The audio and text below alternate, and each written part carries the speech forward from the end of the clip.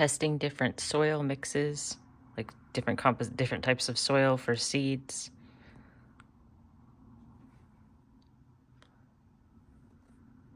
Oh my gosh, I wouldn't even know. I thought this one and this one were mostly dead, except then this one had a seed sprout. I used too much peroxide as an antifungal measure and soaked them with too much peroxide, and it might have slowed down these seeds' growth, might have sterilized some of the bacterium that are needed to germinate. But there's one little guy there, there's one little guy there, so at least those trays have something. This one's much more successful. I've been, as seedlings popped up out of this square, I've been moving them into other ones because this is the square I use for the temperature probe to go in to maintain, to have a heat mat on the bottom of this. It's like down there, to have the heat mat turn on to maintain a temperature that they like, which I think I have it at around 70 degrees, but it's just in Celsius the way it is there. So I have little cards that let me know like what's planted in which of these containers. Some of them, due to like transplanting, may end up in other places, but I'll be able to tell what they are as they get bigger. In this one, I used like half and half vermiculite and cactus pottings, vermiculite and peat moss all mixed together. Because for seedlings, you can use peat moss. For adult succulents, you would never use peat moss. And so, like, this is one species, one hybrid species. This is another one. This is another one. This is another one. They're all Echeveria. But this one, which is Echeveria white peach from Japan, isn't germinating yet. So either the seeds were duds, or something about these conditions the white peach is just really fussy about and doesn't like. So maybe it would work in like a different soil composition, maybe with like worm castings mixed with some like gritty stuff, but keeping the particles small because they're seedlings and their little roots can't get around big things, you know. Anyway, this Echeveria and this Echeveria, so there are 3 species that are blooming really well. So I'm not mad at that seed seller. Like, if just these are duds, that's just something that can happen sometimes with seeds, especially when they're for plants like this. These are from a container that I dropped on the ground and then cried, and then Ben helped me with a flashlight, and I used my chopsticks to like pick them all up, and I transplanted them on here. And like, this is the first batch where like I counted how many I had, and I had 20 at first, and now I think I've lost about a quarter of them to like they just decide to rot. And it could be that like a germ from the ground touched that seedling and it just kind of like was the end of its little cells, and enough stuff happened that it's not, those 25% are dead. We'll see who makes it in the Hunger Games of these seedlings. This is not in the heated one, because Granovia seedlings like a lower temperature, and they look like roses, but I'll show you when they get bigger and you'll see they're really beautiful. This has some cool conophytums that look like almost like a lava lamp when they grow. They look like little alien orbs that you would see in a Star Trek episode. So they're going to be really cool in like 2 years. And then I have this, which I think is called Albuca viscosa. Yeah, it is. I've only planted 3 of them because they're frizzle sizzles. So if you look up frizzle sizzle, it's like a bulb with crazy curly onion leaves coming out of it. It looks like it's pretty, and it's another alien looking one. And this grows taller than the other ones too. They like, this plant likes cold as well. So sometimes at night I put these little small ice pack things underneath, and I'll wrap them in the paper towel so that it's like a little bit ventilated. And these are my different soil mixes that I'm using for things. These are just gravel for on top, and same thing, like, what is that called? Zeolite, I don't remember what that one's called, but these rocks as well. They're often used in like fish tank or aquariums and stuff like that. This is a succulent soil that I use to mix with other things, but it's expensive, so I don't know if I would get that brand again.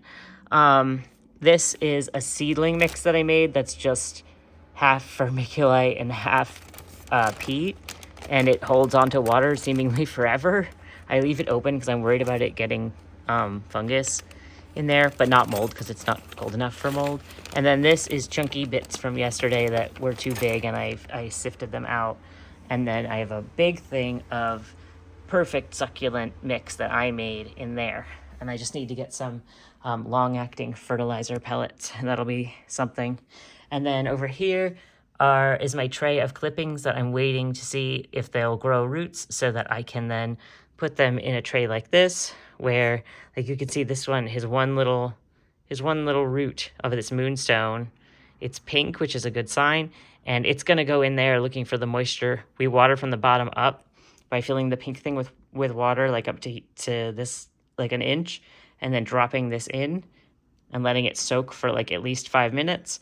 And then we remove it, take all the water out, and it just makes it so that the bottom of the soil is the wettest and the top is the most. Once you see that the top has moistened, you know it's good.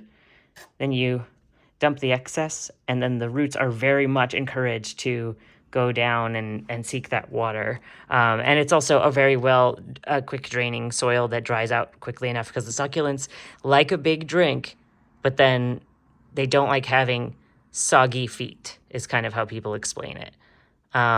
This one over here is a cutting or a leaf that I pulled from a Trader Joe's succulent that I really liked and really want to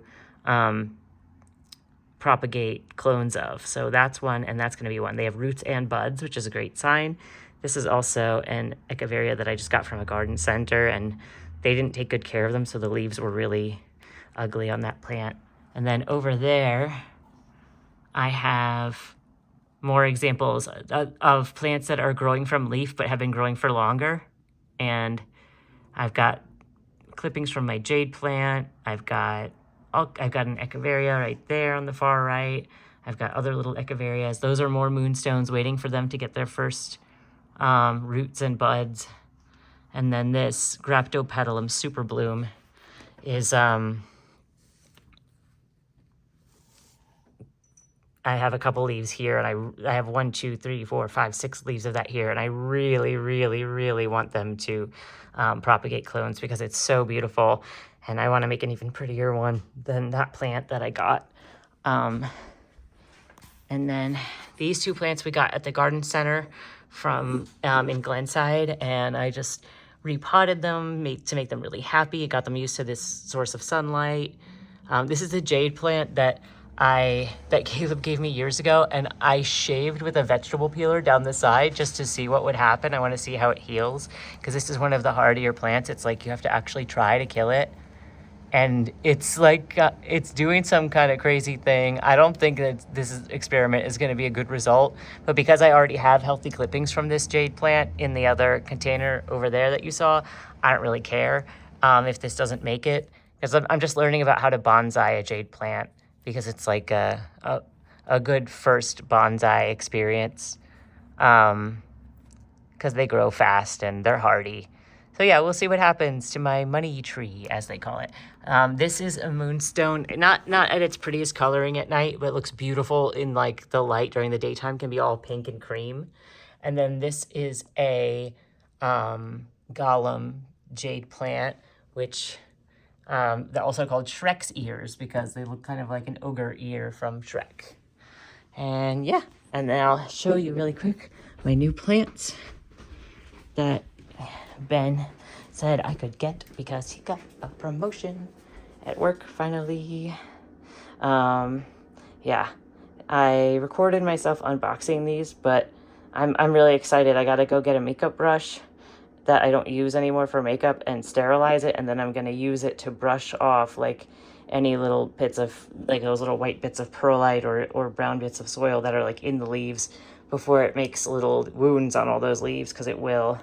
The plant will like cover over the wound with dust, and then it will make it like a little spot on the plant leaves forever. So that's just something that happens when you get plants shipped in the bare root format rather than in a little cup. Or that's what happens when you get plants shipped in a cup of soil rather than with a bare root. So I like this better because I don't have to worry that, for now, because I don't like to worry that I'm doing the bare root thing wrong. But yeah. And then this one is the Echeveria prolifica. It's already got 2 heads, it looks like. So cool. Oh my God. This was $50 worth of plants, but they will grow to be big, beautiful things that can produce so many more. So it's really worth it. Anyway, love you. Just wanted to share.